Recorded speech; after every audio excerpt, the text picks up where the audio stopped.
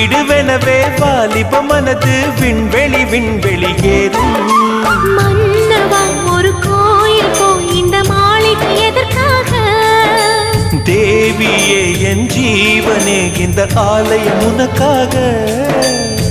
வானில் ஒரு புயல் மழை வந்தால் அழகே என்னை எங்கனம் காப்பாய். கண்ணே உன்னை என் கண்ணில் வைத்து இமைகள் எனும் கதவுகள் அடைப்பேன். சத்தியமாகுமா?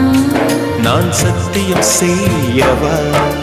தொடு தொடுவெனவே வானவில் என்னை தூரத்தில் அழைக்கின்ற நேரம்.